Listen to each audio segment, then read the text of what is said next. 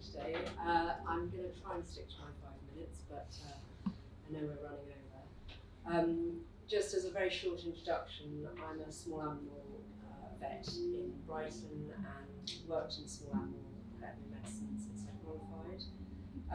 I've had a few years working abroad with dog rescue groups and welfare, wildlife rescues, and set up humane societies, done a lot of education and neutering and this sort of thing. So I have, through my career, been doing various supportive roles in rescue, but generally I'm working full-time in general practice. And I wanted to talk a little bit about the problem that we're facing with Brachycephalics, which are the flat-face breeds of animals, mostly dogs I'm talking about, simply because over the 30 years I've been in practice, it seems to be just getting worse and worse. And I deal with it on a daily basis, talking to owners and clients about what they've got ahead. And I think although a lot has been done, maybe we need a new approach. So I have got notes. So what? This is what. The problem with Brachycephalics is that there is a range, as you can see, of disabling and painful health conditions caused purely by their design and breeding. Brachycephaly actually refers to their head shape, and that is clearly linked with their breathing, but there are many other problems such as spinal and neurological disease, the brachycephalic airway obstruction syndrome, which is to do with a very short nose, long soft palate, large tongues, big tonsils, and all sorts of soft tissue problems at the back of the throat that stop them from breathing properly. They have eye diseases because of the structure of their eyes and the structure of their head, gastrointestinal problems, reproductive problems, meaning that many of them need cesareans, so they can't even give birth properly. Recently, Norway has actually banned the breeding of bulldogs, because 100% of bulldogs in Norway needed cesareans in some systems. They have dentistry problems, and because they're a bit slow, because of their breathing and sometimes difficulty with exercising, then they're more prone to becoming overweight and heat intolerant. And when we anaesthetise them, there are a variety of problems that we sometimes come across that need to be addressed. So they are complex individuals. One might ask why people might buy them, and I think there's a lot here, but baby schema, which was first introduced by the Nobel Prize winning zoologist Konrad Lorenz, describes a sort of set of infantile facial features, which you can sort of see in this bottom picture, which evokes a strength and nurture response from humans. And that sort of short muzzle, big forehead, large low-lying eyes, and sort of bulging cheeks give an infantile features in the dog that persist for their whole life, so it's sort of like a persistent baby. This neurophysiological mechanism triggers a human caregiving response and feeds into this sort of canine cuteness effect.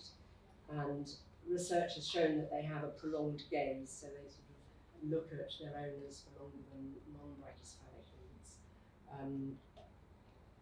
An international cross-sectional survey found that brachy breeds are mostly owned by 25 to 34-year-old females, and they rated appearance above health, longevity, and cost. So we're up against it. They're perceived as lazy, low-energy dogs, and so lower maintenance, and unfortunately more affectionate. Social media is directed often at this large buying group, and so part of the problem, and of course we have adverts all the time of frankly deformed dogs. A bit of the history, I won't go into too much of this, but the Kennel Club was formed in 1873, which is for registration record of the breed standards for different breeds. And at this time, this accelerated and separated the degeneration of breeds. By 1906, the bulldog had degenerated into a picture that you can see, a kind of creature depicted as a bullfrog. So, problems have been noted for a very long time. Some attempt has been made to breed out some genetic conditions such as eye diseases and setters and so on, but if you focus on one thing, you then have a small genetic pool and end up with other problems, so it's not as straightforward as just going for one problem. In 1957, the British Small Animal Veterinary Association was launched, and this is really the start of small animal vets becoming interested in this whole area. Some were more outspoken than others, Brian Singleton being one of the pioneering soft tissue, soft palate surgeons for Brachycephalics at the time, as we divided or marginalised some groups, stating, during the past 3 decades, anatomical monstrosities have been created in an ever-increasing number of breeds. I think that could still be said today. And why should bulldogs be reared with concave thoracic cages, deformed respiratory passages, hip dysplasia, corkscrew tails? And why should peaks have faces so flat their hairs on their facial folds cause constant irritation to the eyes, resulting in ulceration, pigmentation, and blindness? I think not a lot's changed, sadly, in about 50 years. This is busy, I'm sorry about that. I'm not going through all of this slide. This is just to demonstrate that there's been many valid attempts at approaching the brachy problem over the years, from social media, TV programmes, brachycephalic groups, and reports, and even a parliamentary group for animal welfare in 2009, which actually did produce very clear strategies for change. Unfortunately, very little has been actioned, and it's being reviewed currently as we speak. The British Veterinary Association banned advertising of brachycephalics in their journals, which goes to vets, so it helped in the sort of reduction in advertising to vets, but not to the public. And the Brachy Working Group called for a ban more generally, but to no avail. In fact, right now, the Halifax on their Christmas advert are showing 2 bulldogs, and in Waitrose, their own brand dog food is covered in pucks, so it's just around us all the time. And despite, really quite concerted efforts from lots of people, the increase in French bulldogs has gone up 3,000% in the last 10 years. Pugs by 198% and bulldogs by 80%. So we're not there yet. So what's needed? It's a bit of a journey ahead.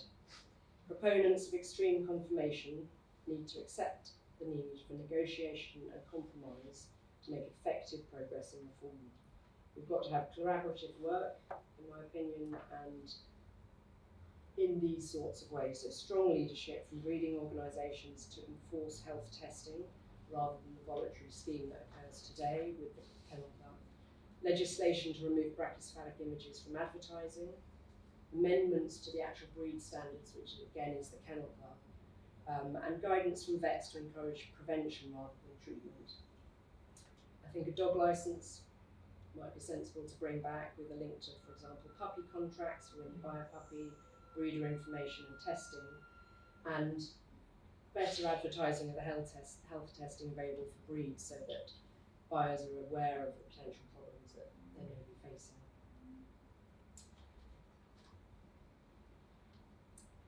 Petition 626977 has recently been published calling for a ban on adverts showing brachycephalics. The social media and dog shows that promote extreme conformation and the remarkably ignorant puppy buying public, who are often unable to recognise ill health even in their own pets, provide a challenging and complicated dynamic to unravel and influence. Mimicking tobacco advertising and the reduction in smoking following a ban, the reduction in brachy images and in promotional materials will go some way to reducing the demand of these breeds. Thank you for your attention.